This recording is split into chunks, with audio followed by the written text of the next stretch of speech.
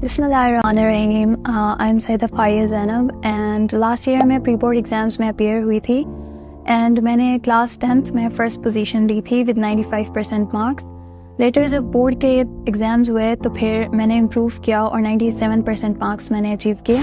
Imamia students organisation हर साल जो है जो बोर्ड स्टूडेंट्स हैं उनके लिए एनुअल एग्ज़ाम से पहले एक एग्ज़ाम्स कंडक्ट करती है और ये एग्ज़ाम जो हैं वो स्टूडेंट को हेल्प करते हैं कि वो ख़ुद को असेस करे और बोर्ड के लिए ख़ुद को प्रिपेयर करे। लास्ट ईयर मैं प्री बोर्ड एग्ज़ाम्स में अपीयर हुई थी and I got 95% and first position in class 10th। Later जब 2 months बाद हमारे एनुअल एग्ज़ाम्स हुए तो फिर I got first position at GB level with 97% marks.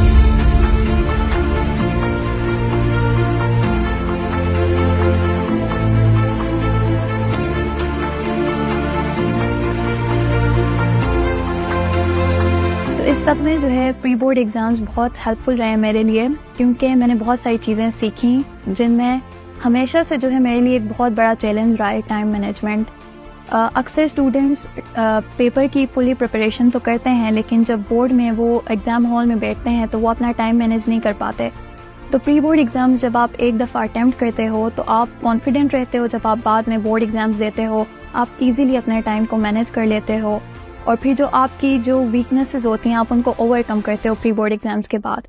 तो मैं यही कहना चाहूँगी स्टूडेंट्स को कि वो ज़रूर अपीयर हों और ख़ुद को असेस करें। तो प्री बोर्ड एग्ज़ाम्स का जो मैंने ऑब्ज़र्व किया लास्ट ईयर के जो पेपर पैटर्न और डिफ़िकल्टी लेवल था वो बिल्कुल अकॉर्डिंग टू बोर्ड पैटर्न था। कॉन्सेप्चुअल क्वेश्चंस, फिर लॉन्ग क्वेश्चंस, वहीं जो इम्पोर्टेंट होते हैं प्री बोर्ड एग्ज़ाम में वही चीज़ें आती हैं।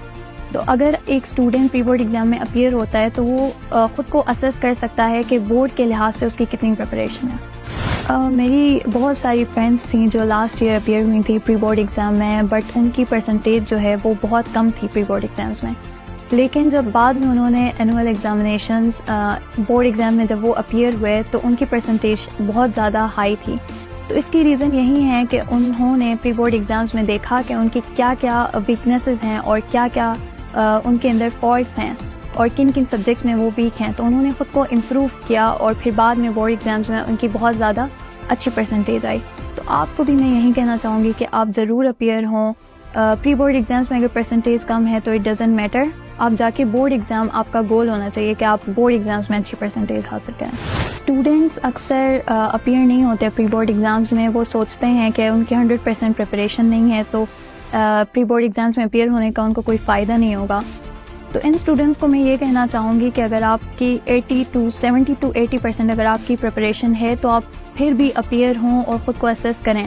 आपको पता चलेगा कि आपने कितना मज़ीद इम्प्रूव करना है और कितनी चीज़ें आपने सीखनी हैं, कितने मज़ीद आपने कॉन्सेप्ट्स क्लियर करना है। इस दफ़ा जो है इमामिया स्टूडेंट्स ऑर्गेनाइजेशन FSC के लिए भी प्री बोर्ड एग्ज़ाम्स कंडक्ट कर रहा है, तो ये स्टूडेंट्स के लिए बहुत बेनिफिशियल रहेगा। मैं तमाम स्टूडेंट्स को यही कहना चाहूँगी कि वो इस अपॉर्चुनिटी को अवेल करें, क्योंकि देखें जो हम मैट्रिक में बोर्ड एग्ज़ाम्स देते हैं तो उनका जो पैटर्न होता है, उनकी जो मार्क्स डिस्ट्रीब्यूशन होती है वो बिल्कुल डिफरेंट होती है एज़ कम्पेयर टू FSC। तो FSC के लिहाज से स्टूडेंट प्रिपेयर नहीं रहता अपने बोर्ड एग्ज़ाम के लिए। तो अगर आप प्री बोर्ड एग्ज़ाम्स में अपीयर होंगे, आप इस अपॉर्चुनिटी को अवेल करेंगे तो आपके लिए बहुत हेल्पफुल रहेगा। आप कॉन्फिडेंट होकर अपना बोर्ड एग्ज़ाम अटेम्प्ट कर पाएंगे। All the students who are going to appear in the upcoming pre-board exams, I want to say best of luck, and you have to put your best efforts in these exams. And yeah, this is Saida Fariz and I'm signing out.